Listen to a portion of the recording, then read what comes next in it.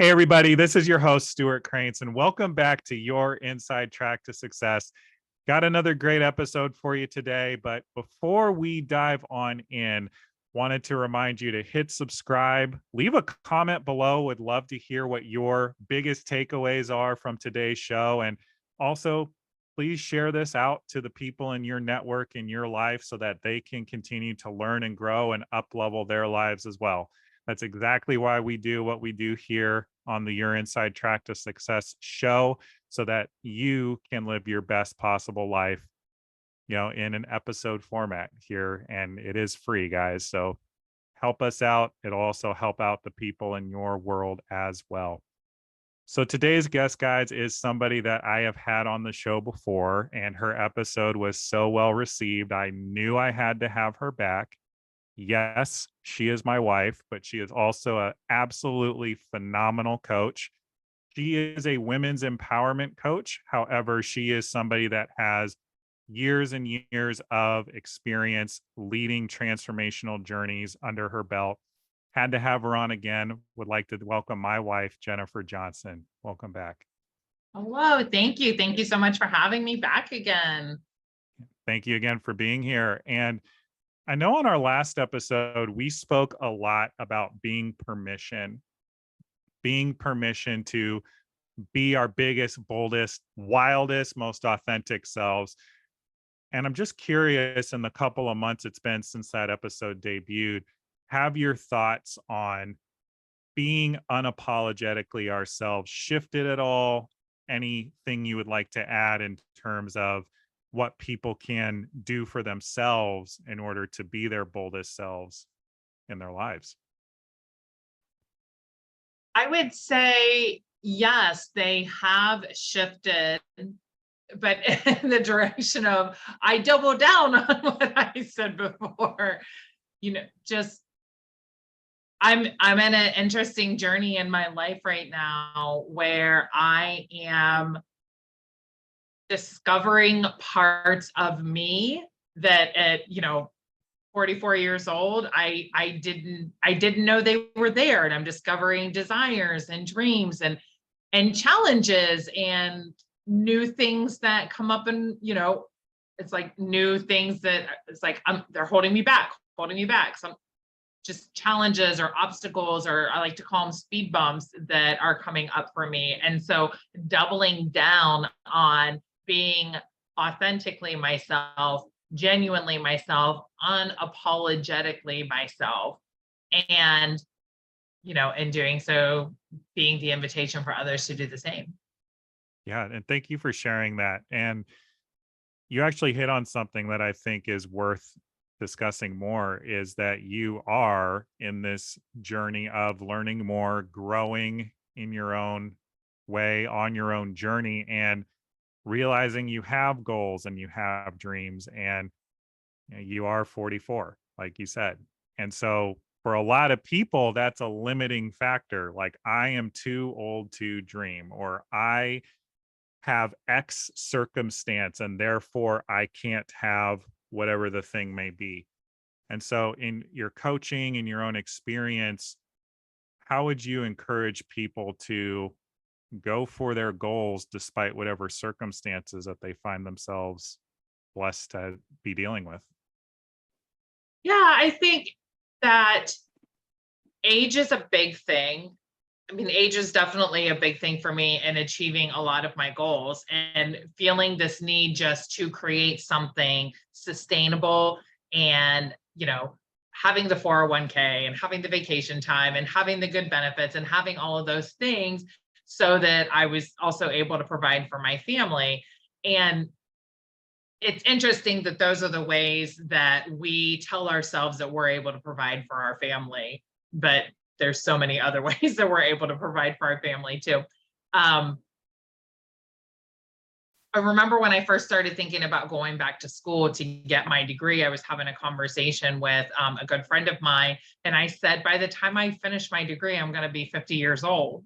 And she said, yeah, you might be 50 years old by the time you get your degree, but do you want to be 50 years old doing what you're doing? Or do you want to be 50 years old and have your college degree? And I was like, that's a really great point. Yeah.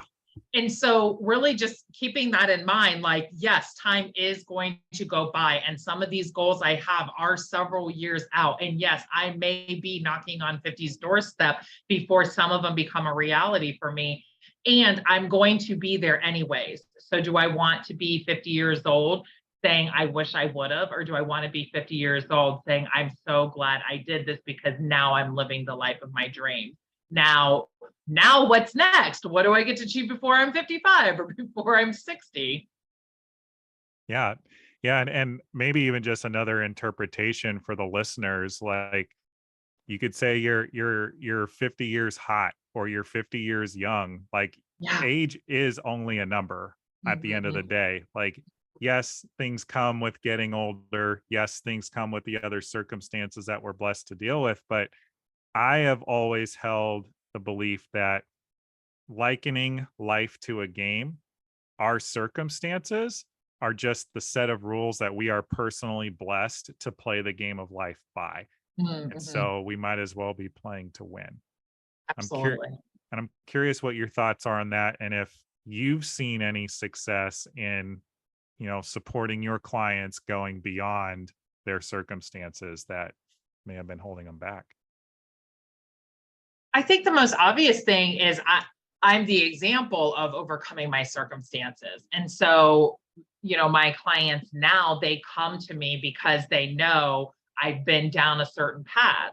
I was working in a job where I had the 401k, the benefits, the vacation time, the twice a year raises, the bonuses. Like I did have that job and I was so unfulfilled. And I wouldn't say I was unhappy because there were a lot of things about my life that were still working, but I was most certainly unfulfilled in my career.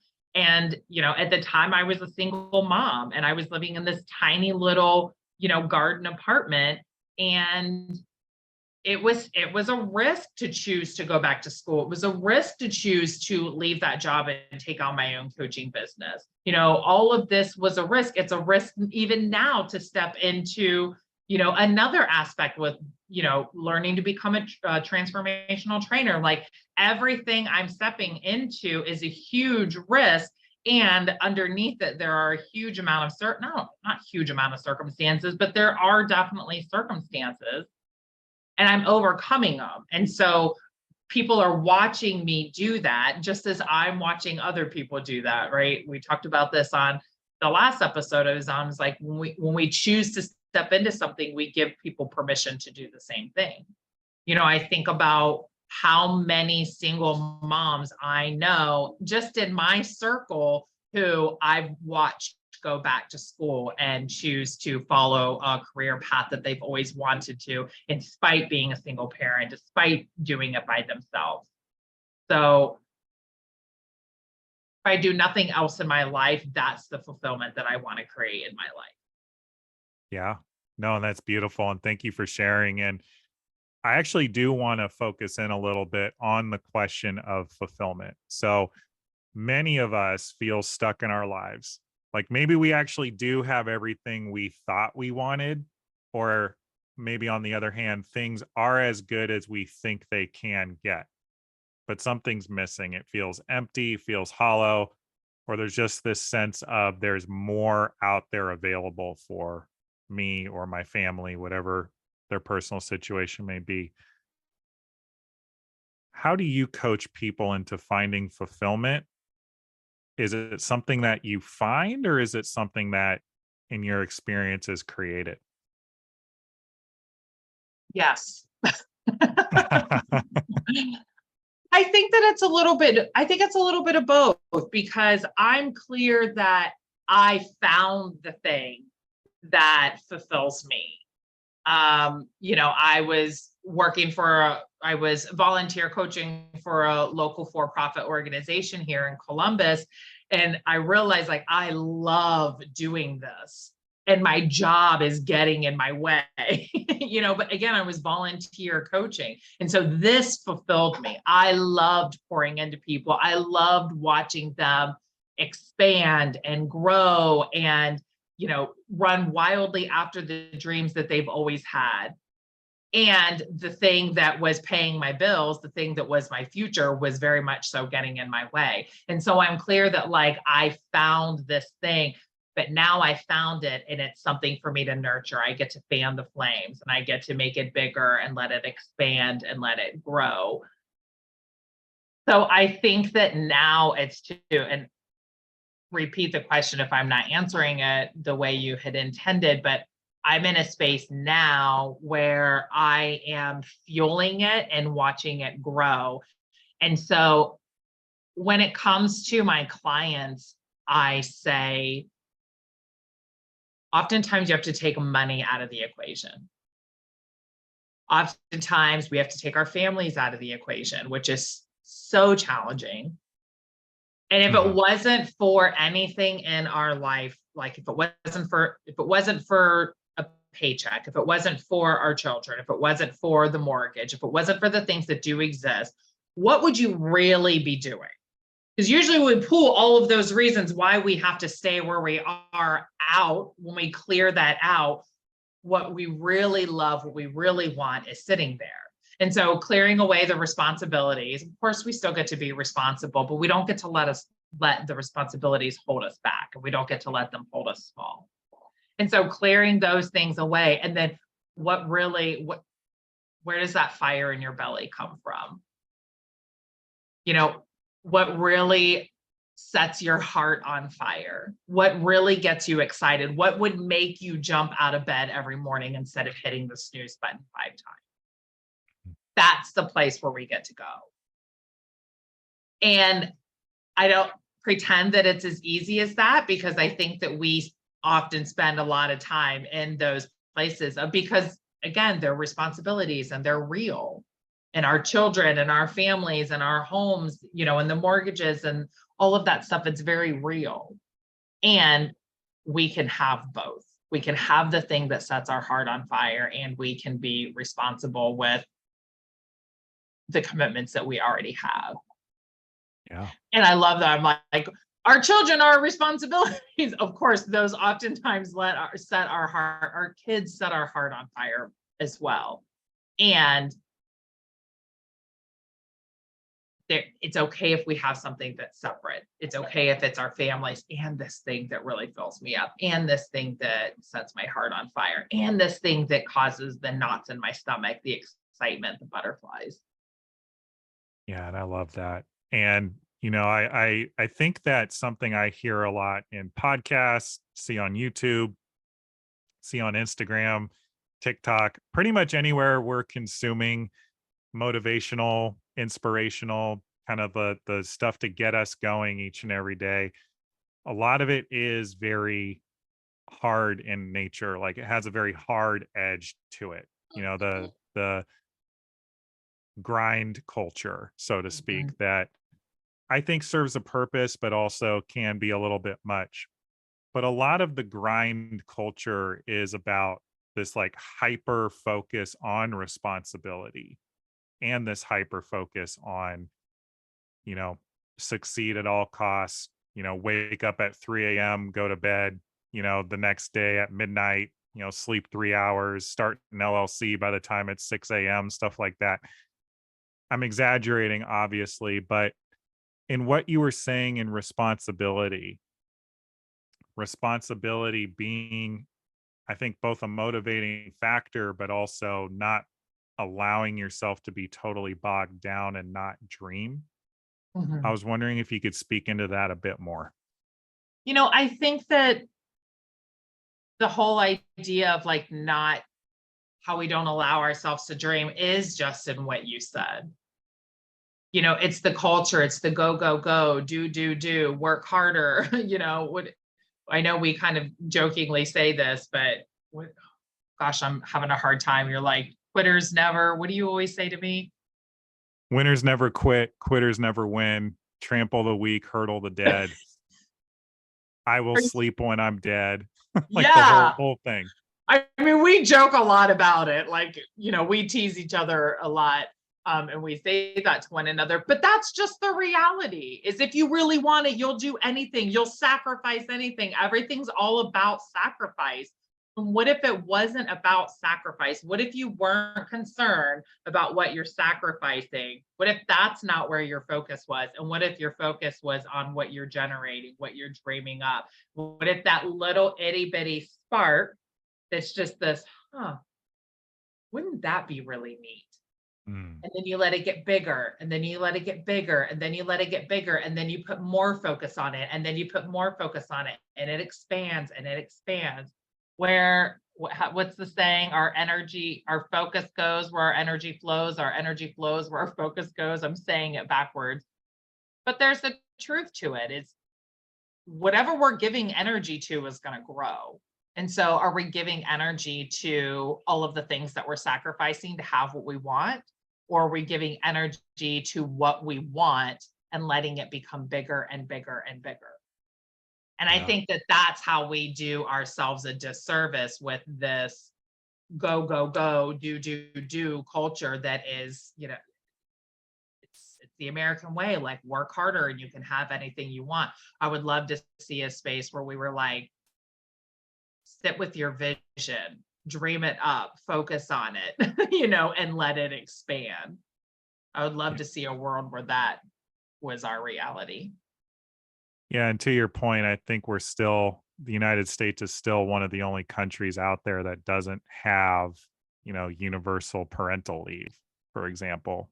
We're Right. just expected to take the bare minimum off for something as momentous and beautiful as bringing a child into the world, and then it's get back to the grindstone. And Right. you know I think the grand irony is isn't the child, for many of us, why we're working the jobs that we're working anyway? But just something that came to mind when you said that was the process of enjoying the journey. It doesn't have to be a grind. It doesn't have to be a haul. What is in that journey that you can learn from, that you can grow from, that you can laugh, that you can create experiences from? And so enjoying the journey and while we're letting that fire in our belly expand. What has been some of the most enjoyable parts of your journey? You know, I think that the obvious answer for me is like in motherhood, with being a single mom and creating beautiful memories from the really trying times. Like, I remember one Christmas, we were getting ready to go to church on Christmas Eve, and I had spent the day in service. I had been working in the children's ministry, and our church has several Christmas Eve services. So I had served like three different services in kids ministry. And so my family was coming to the evening ceremony or the evening service. And long story short, we ended up not being able to get any seats. And then childcare was closed. So I couldn't get my son, who was probably only 4 years old at the time, into childcare. And I sat in the lobby of our church just so upset because I was now missing church on Christmas Eve. And so I packed my son up and we drove home, and the rest of our family was in church. And I just remember sitting there going, you know what? We are not going out this way. Like, this is not going to be the Christmas Eve that we're going to remember. And so, fortunately, a handful of grocery stores were still open. And so, we went to the grocery store and we bought a birthday cake and birthday party decorations. And we created a birthday party for Jesus on Christmas Eve. And that's one of, and that memory still lives on. And so that's one of my favorite memories. So it's like, I think back to just how challenging the single mom life was, but I'm like, gosh, I really would have missed that. I would have really missed that Yeah. memory had I not chose something different and chose to enjoy the journey. And so in motherhood, I would say that's probably one of my most favorite. And even in building my coaching business, it hasn't all been easy. And there's been a lot of tears and there's been a lot of frustration. And there's been times where I've even wanted to throw in the towel. But every step that I've taken to get me to where I am now is full of lessons. So am I choosing to extract those lessons and choose something different tomorrow? And then choosing to extract that lesson and then choose something different tomorrow. And so in those rough times, in those struggles, really sinking in and asking myself, what's the lesson? what's this, what do I get to celebrate, what do I get to acknowledge myself for in this moment, like in the crud sometimes, what am I acknowledging myself for, and then choosing the lesson and then moving forward and using it to elevate me versus weigh me down. Beautiful. Yeah, and I couldn't agree more. And for those of you listening, we've all had things that we have wanted, strived for, worked really hard for, and it just hasn't worked out one reason or another. Or maybe it was a lot more difficult than we thought it would be. But how often is the time that you're going to go on a trip and you miss the train ends up being one of the most epic stories that you've ever created for yourself? Like maybe because you missed the train, you take a cab and you meet an amazing Uber driver and they tell you the best restaurants in the city and blah, blah, blah. And so to echo Jen's point, it often comes down to our interpretations of how we're choosing to perceive our reality around us. And at the end of the day, ultimately, we're the only ones that are able to do that for ourselves. And I love that she mentioned acknowledgement, y'all, because we build self confidence by keeping our promises to ourselves, but only if we acknowledge ourselves for what we have accomplished. And I will say that until the cows come home. And so, Jen, knowing that you have come as far as you have on your journey, you're now somebody that is leading people, coaching people, training to lead large groups of people at one time. What is the challenge that's currently on your plate that you're the most excited about? Ooh, that's such a good question. The challenge that I'm most excited about. I'm almost answering this question and I'm forcing myself to believe it as I'm answering it, because I'm clear that the challenge that I'm having right now is stepping into something new and not doing it perfectly, but getting to do it again and again and again and again. And then just when I think I almost have it right, I get to do it again. And so the space in between when I do it the first time and when I nail it, it's that space, because I want to do things well. I've been this way for as long as I can remember. I want to do things well. And if I don't do them well, I don't want to do it. And so that's the challenge that I have, is I'm stepping into something where I'm like, I'm actually not doing it well right now. I'm doing a good job. I'm doing okay. I could probably give myself a little more credit than I am. And the lessons and the opportunity that is in my errors or Mm. my fumbles or my breakdowns, quite frankly, because there are times where I'm just like, you know what, I'm not going to do this today. Nope. And I fold my arms, and have a little pity party. And I bounce back. Of course I do. But there's lessons available in all of that. So not doing it perfectly, letting it be a little bit messy, and staying committed anyways. So going back to the idea of, maybe fumbling something, maybe something doesn't go quite the way that we planned, or maybe it's just an outright failure. You Mhm. already shared a beautiful example of turning that missed opportunity at church into a birthday party for Jesus, which ended up being a great family memory that you guys still talk about. I'm curious, what can people do in the moment when they notice the plan going off the rails to make that shift mentally for themselves to choose a better interpretation? Laughter. Tell me more. It's laughter, you know, because we take this life, we take everything so seriously. And it's like day after day, minute after minute, there's challenges that we have. I mean, today, for example, we were at Target and the coffee creamer wouldn't scan and the U scan. And I was getting so frustrated with it. And I just handed it over to you and I said, make this happen, please. And I just started laughing because I'm like, I'm letting this coffee creamer get the best of me right now. This coffee creamer and this U scan is getting the best of me right now. And I just have to laugh about it because how silly. And 5 or 6 years ago, I would have let something like that ruin my whole afternoon. And so just like handing it over and laughing about it. Because again, the brain does whatever we tell it to do. The body does whatever we tell it to do. And so if you choose to laugh in that moment, your body has no clue. Your brain has no clue. It's like, oh, great, something funny just happened. Okay, now we're having a good time. Let's go. So instead of letting those moments take you out, like, yes, of course, like, I mean, I didn't belly laugh in the middle of Target. And also, like, what if I would have?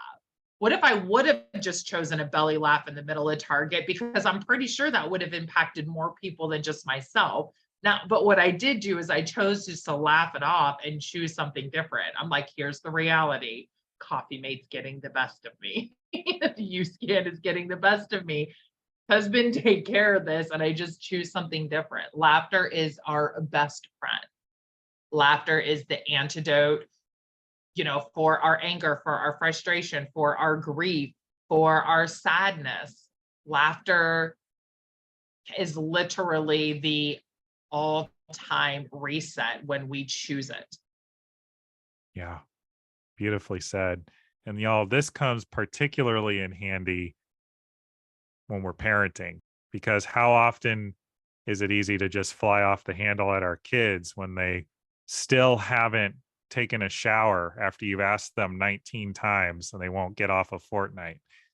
And Not that we would know anything about that. not that we would know anything about that, Jennifer and I, but it is, again, choosing your interpretation not only can change your day and how you're moving through your day, as Jen just shared, with the example of the coffee creamer or something, much more severe, but it also directly impacts those in your immediate circle and your vicinity.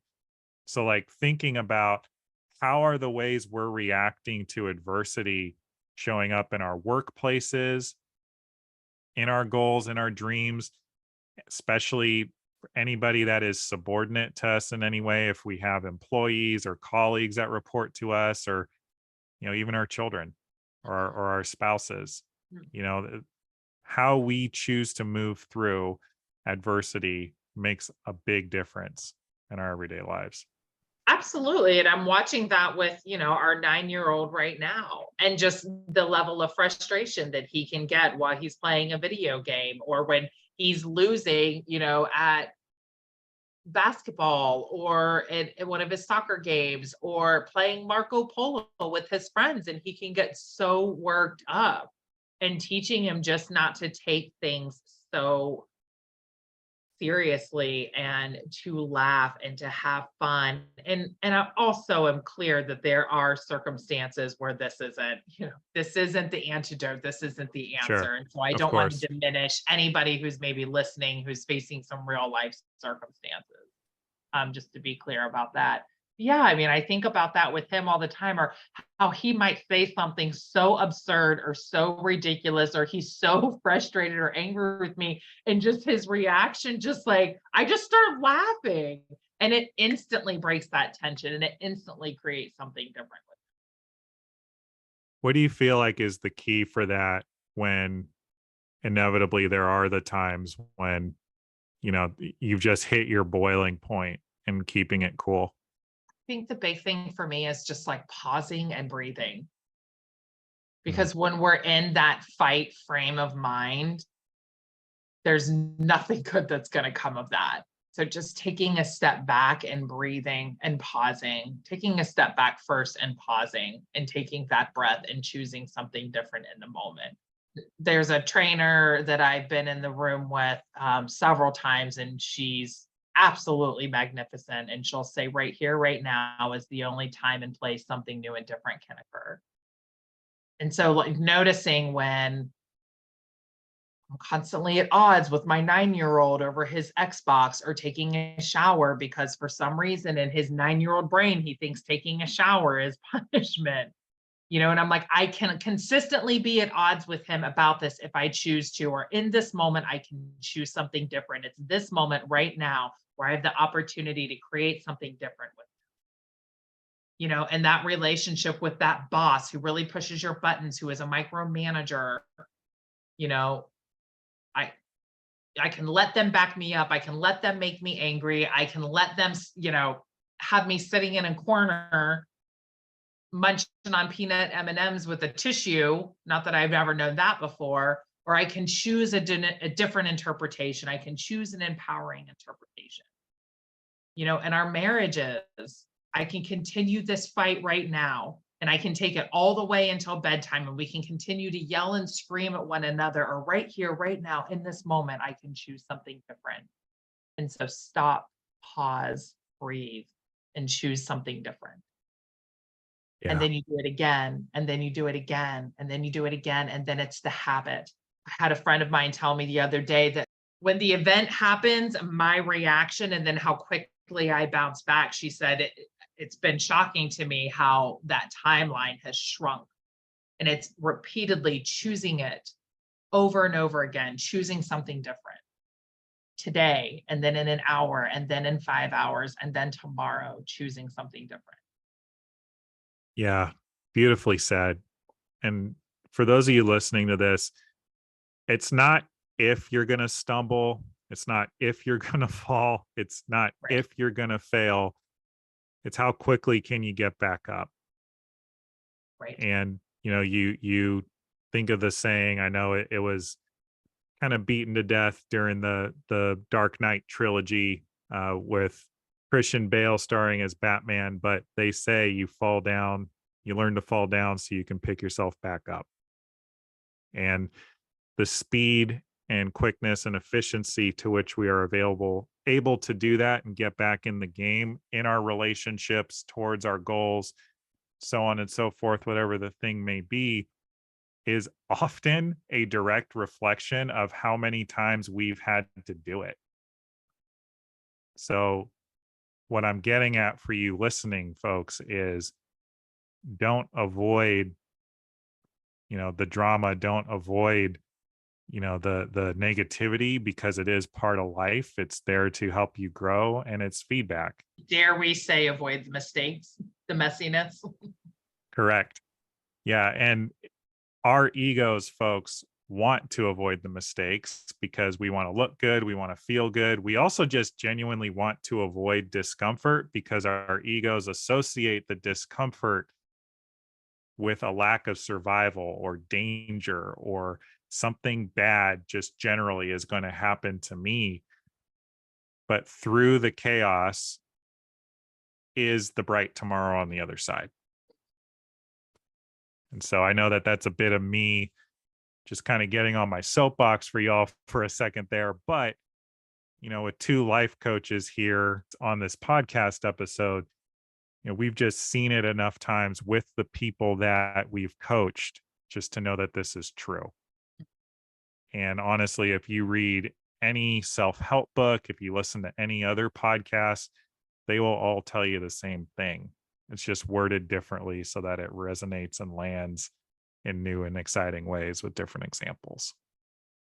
So take it from us, definitely lean into the discomfort and choose something new, because that is how you can break through and create something on the other side. Yeah, I know you've heard me say this before, but I'm like, follow the vomit. People always think I'm so crazy when I say that. But when you feel that churning in your stomach, that's actually what's available. There's something on the other side of that for you. So when people are like, oh, I feel nauseous, follow it, follow the vomit. Because I'm not offending anybody by saying this, but that there's something available on the other side of that. So noticing where that discomfort is, noticing where the resistance is. I had a friend say to me one time, she asked me a question. I'm like, oh, well, I'm really resistant to this. So I know that's where I get to go. She's like, why Mhm. are you punishing yourself? And I couldn't even understand what she was saying. And she was like, it's like you're punishing yourself by choosing the things that are uncomfortable for you. So I don't know. It's not punishing myself. I'm choosing freedom, because that's what's on the other side of that. Whatever it is that I'm resisting, whether it's fear or being uncomfortable or, whatever it is, that's what's on the other side, the freedom for that. Yeah. And I had this reflected to me in maybe a way that's equally as offensive as the phrase "follow the vomit." We had somebody come and speak to one of our classes in college. He was a hotshot sports executive. I know he ran, I think, the sales department for the San Francisco 49ers for a long time. I'm forgetting his name, but I will never forget that he said, "Run towards the burning building." So if you see a problem, if something feels scary, the magic is there for you on the other side. And so just another way to say the same thing that Jen was saying. So knowing that we've been chatting here for some time now on this episode, what are a couple of ways that you think people can support themselves in pushing through the discomfort to have those breakthroughs? I would say two things that come up for me. One is journaling. I've not always been an avid journaler, but it's something that I've chosen to take on intentionally here recently, because when we're not in our head and when we're just, I prefer to type because I type quicker and it's effortless for me. And so I just type, and then whatever is in my mind, whatever is in me is just like coming out. And I notice that I'm talking myself through stuff as I'm journaling. And so getting it out of here and getting in a space where I can take it in again visually, and rereading my own words can sometimes be really impactful. I'm like, "Ooh, I said that to myself." The other thing that comes up for me is creating a support system of people where you can tell them these things, like where you're holding back, your fears, your shortcomings, where you notice that you're stopping yourself, so that you can tell somebody else that, so it's not just living here or in your heart or in your head, but you're getting it out and you're telling people who are going to support you and navigating that. So whether that's your closest girlfriends, whether that's your husband, I'm fortunate that I have both. I have two friends in my life where I'm like, if I don't want to take something on, I do not tell them because if I tell them, they're going to be behind me going, go, go, go, and pushing me along the way and challenging my stinking thinking. So yeah, journaling, because it's an opportunity to be incredibly honest with yourself and do it in a space where you know it's going to be safe, because I think it's Brene Brown that says shame hides in the darkness. And so, like, getting it out, but also if it's stuff that not everybody gets to see, then like journaling in a safe space where it can just be a release, and then creating that support system of people who are going to push you and energize you and challenge you, and who aren't going to buy into your BS. I love that. True friendship is holding you high, I'm hearing you Yeah. say. Yeah. True friendship is holding you high. And I think that's important where we're also meeting people where they are, because I'm also clear there are times where I'm like, I'm not in a space that I want to be held high right now. Right now I'm in a space where I'm just processing. So, being clear on what you want. So right now, what I need is just for you to hold space for me. And I'm verbally just letting it go. I'm verbally processing right now. Okay, I'm done. What do you got? Give me some feedback. How are you? What am I not seeing? What am I pretending not to know? I love that. I love that. Very important to know how and when to support the people in our lives. And is there anything wrong with just asking to be supported the way that you want to be? Oh, it's so good. I think there's two things. Ask the person that you're going to, like, can I ask him permission? Can I unload right now? Can you hold the bucket for me? Can you hold space for me? Do you have the capacity to do that right now? Because we don't always know what the other person is experiencing. So asking for permission first, and then also saying, because this is actually what I need right now. Right now, I just need to release. I just need to get it all out. I just need to verbally process right now. I'm not ready for feedback. I'm not ready to be held high. I just want to be angry, or I just want to be a victim about it, whatever it is that you need. And also, like, when your friends come to you, I have a friend that's really great about this. And she says, who do you need me to be right now? So if I come to her with an issue and I haven't told her who I need her to be, she'll tell me, and Stu, you do this with me too. He's like, who do you need me to be right now? Do you need me to be your husband? Do you need me to be a coach? Do you need me to be, you know what I mean? Like, who do you need me to be? And so getting really clear on that too, because I've definitely created messes in some of my relationships where I wasn't in a space I wasn't in a place where I could hold space for what they were bringing me. And then I wasn't giving them what they needed from me. Mm, And so it definitely can create a mess. So being really transparent about that on both ends. I love that. And thank you for sharing that as well. And, I wish that we had the time to continue on in this conversation, but I guess that just means we're going to have you back on the show for sure. And, since you're here, since you are a coach and since you do amazing work with people in up leveling their lives, especially in empowering women to take control of, but also just manifest the life of their dreams. How can people get in contact with you, learn more about yourself and some of the work that some of the services you provide? You know what? The easiest way to get a hold of me is just to email me. And so I'll provide my contact information and Stu can put it. I also have a workshop coming up next week and it's free. And it's all about, we talked about this earlier, the thing that lights your heart on fire, the thing that causes the butterflies in your stomach. How do you bring that vision, that desire, that goal? How do you bring it out of your being and like make it a reality? The things that stop us up, the things that get in our way, whether it's the lack of knowledge, the lack of support, and there's other things. So I'm doing a free workshop on that next week. And so I can send the link for that as well. And it's free to attend and it's going to be great. I'm going to drop some nuggets of wisdom. We're going to create some accountability and some support and fan those flames. Love it. Awesome. And we will also be sure to provide Jen's general Eventbrite link as well, because she's always coming up with new workshops, new ideas to support you in up leveling your life and creating the life of your dreams. So if you miss that workshop, definitely be sure to follow her so you get the notifications when she posts new workshops and opportunities to learn and grow with her as well.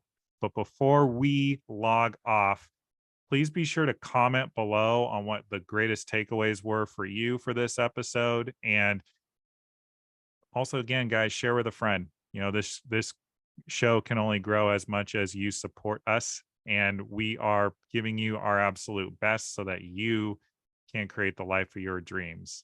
And without further ado, before we sign off and say goodbye to Jen, what are you acknowledging yourself for today? Oh, you do love that acknowledgement, don't you? Sure do. It's going to be a part of every episode, I think. I know. I love it. It's so good. I am acknowledging myself for not running from the things that scare me to death, Mm. but leaning into the people that can support me in getting there. Can you tell us a bit more about that? Specifically, my journey to become a transformational trainer scares the holy heck out of me. Hmm. But I'm fortunate that I have women in my life who have taken that journey and that I get to lean into them for support and guidance and coaching. And so instead of running, I'm choosing to lean in, I'm choosing to double down on it. Beautiful.